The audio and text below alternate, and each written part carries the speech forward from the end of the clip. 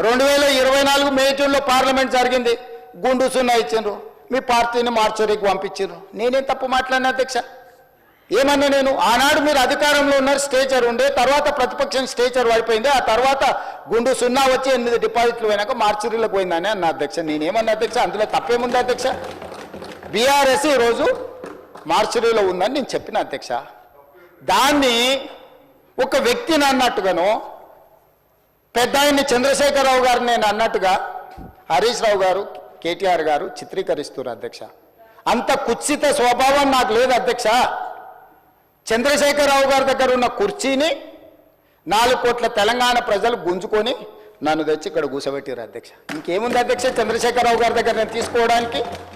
వారి దగ్గర ఉన్నది ప్రధాన ప్రతిపక్ష హోదా. ఆ ప్రధాన ప్రతిపక్ష హోదా ఎవరికి కావాలి అధ్యక్ష? అయితే హరీష్ రావు గారు కావాలి, లేకపోతే కేటీఆర్ కావాలి. అయితే గీతే ఏదైనా కోరుకుంటే జరగరాంది ఏదైనా జరిగితే వాళ్ళిద్దరు ఆ కుర్చీ కోసం పోటీ పడతారు, కానీ నేను ఇక్కడి నుంచి అక్కడికి పోను కదా అధ్యక్ష. నేనెందుకు కోరుకుంటా అధ్యక్ష? ఇది సింపుల్ లాజిక్ కదా అధ్యక్ష. నాకెందుకు ఆపాదిస్తున్నారు అధ్యక్ష అట్లాంటి తప్పుడు మాటలు అన్నిటినీ? నేను అట్లా కోరుకుంటలేను అధ్యక్ష. 100 సంవత్సరాలు ఆయురారోగ్యాలతో చంద్రశేఖరరావు గారు ఉండాలి, వారు ఆ ప్రతిపక్షంలో అట్లనే ఉండాలి, నేను ఇక్కడనే ఉండాలి, వారు సూచనలు చేస్తూనే ఉండాలి, నేను మంచి పరిపాలన అందిస్తూనే ఉండాలి, మా ఆర్థిక మంత్రి గారు మాకు నిధులు అందిస్తూనే ఉండాలి అధ్యక్ష.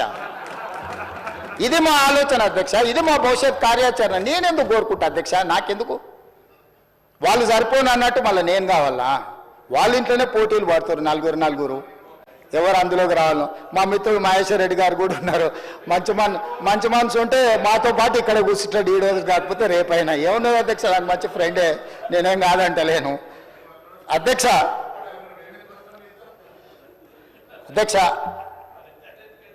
10 సంవత్సరాల వాళ్ళ పరిపాలనలో ఈ తెలంగాణ రైతాంగానికి జరిగిన సంక్షేమం కానీ, అభివృద్ధి కానీ, చేసిన రుణమాఫీ కానీ, లేకపోతే కొనుగోలు చేసిన వడ్లు కానీ, కందులు కానీ, పత్తి కానీ, మిర్చి కానీ, పసుపు కానీ, సోయాబీన్ కానీ, ఏ పంటల గురించి అయినా, పండించిన పంటల గురించి, లేకపోతే కొనుగోలు చేసిన పంటల గురించి, లేకపోతే విధానపరమైన నిర్ణయాలు అగ్రికల్చర్ పాలసీ గురించి కానీ, ఎనర్జీ పాలసీ గురించి కానీ, ఇంకేదైనా పాలసీ గురించి కానీ, రైతుల గురించి ఎప్పుడైనా మేము చర్చకు సిద్ధంగా ఉన్నాము. చంద్రశేఖరరావు గారిని తారీఖు చెప్పమన్నారు. నేను మా సంబంధిత శాఖ మంత్రులను రిక్వెస్ట్ చేస్తా, తమరిని కూడా నేను రిక్వెస్ట్ చేస్తున్నా.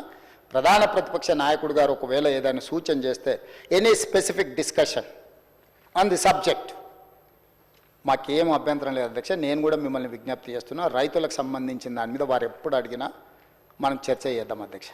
అదేవిధంగా అధ్యక్ష, మహిళలు ఆడబిడ్డలు ఆశీర్వదించి రేవంత్ అన్న అని పెద్దోళ్ళు, మా బిడ్డ, మా పిల్లగాడు, మా ఇంట్లో పిల్లగాడని అనుకోవడం వల్లనే ఈరోజు నేను ఇక్కడికి వచ్చిన అధ్యక్ష. ఆడబిడ్డల ఆశీర్వాదం లేకుండా ఈరోజు నేను ఇక్కడ లేను, మా ప్రభుత్వం లేదు.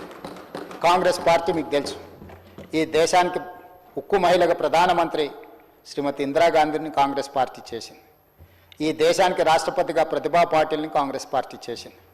లోక్సభ స్పీకర్గా మీరా కుమారి బాబు జగ్జీవన్ రామ్ గారి కుమార్తె, తెలంగాణ రాష్ట్రాన్ని స్పీకర్గా, తెలంగాణ రాష్ట్రాన్ని ఇచ్చిన మహిళ స్పీకర్గా కాంగ్రెస్ పార్టీ చేసింది.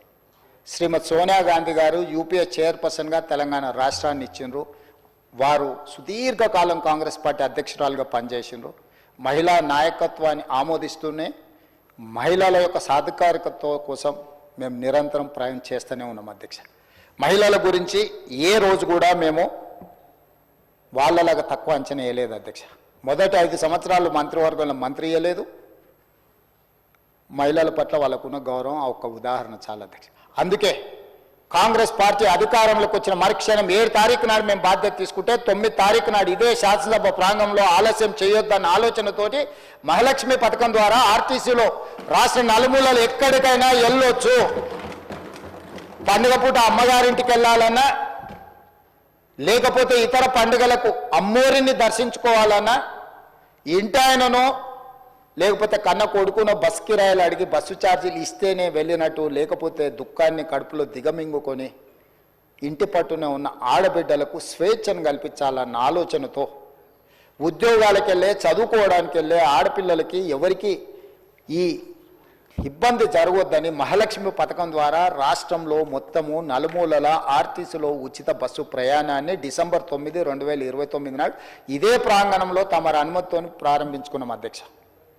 ఆ పథకం దాదాపుగా 150 కోట్ల మంది ఈ 15 నెలల మహిళలు ఆర్టీసీలో ఉచితంగా ప్రయాణం చేయడం వల్ల మా ఆర్థిక శాఖ ఆర్టీసీ కార్పొరేషన్ పొన్నం ప్రభాకర్ గారు ఇక్కడ ఉన్నారు, 5,500 కోట్ల దాదాపుగా ఆర్టీసీకి ఈరోజు చెల్లించింది అధ్యక్ష.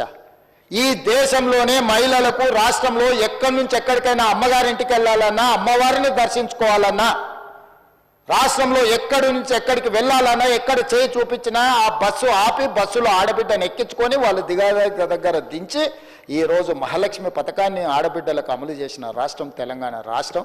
మనం చేసినాం అధ్యక్ష. ఇది ఒక గొప్ప అనుభూతి అధ్యక్ష, ఆడబిడ్డలకు ఆర్టీసీలో ఉచితంగా బస్సు ప్రయాణాన్ని ఇవ్వడం అనేది.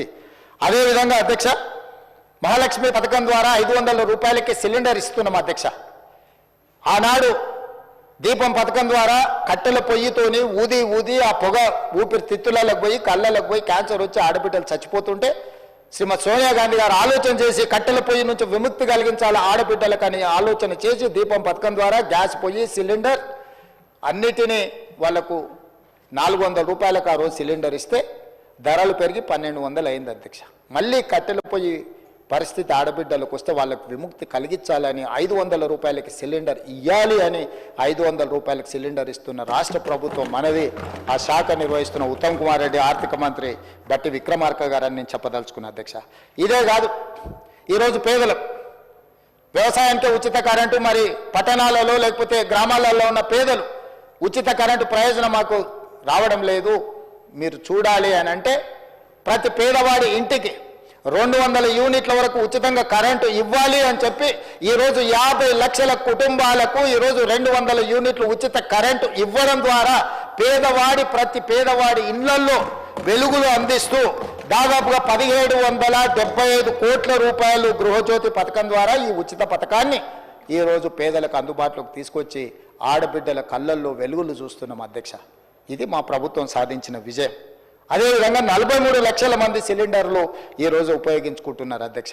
ఇదే కాదు, గ్రామీణ ప్రాంతాల్లో ఇప్పటి దగ్గర విద్య గురించి మాట్లాడిన వాటి గురించి మళ్ళీ వాళ్ళు ఉన్నప్పుడు చెప్తాను అధ్యక్ష. ఒక మాట చెప్పదలుచుకుంది, గ్రామీణ ప్రాంతాలలో, తండాలలో, గూడాలలో, మారుమూల పల్లెల్లో డే స్కూల్స్ కావచ్చు, రెసిడెన్షియల్ స్కూల్స్ కావచ్చు, 29,000 పైచీలకు స్కూల్స్ ఉన్నాయి అధ్యక్ష.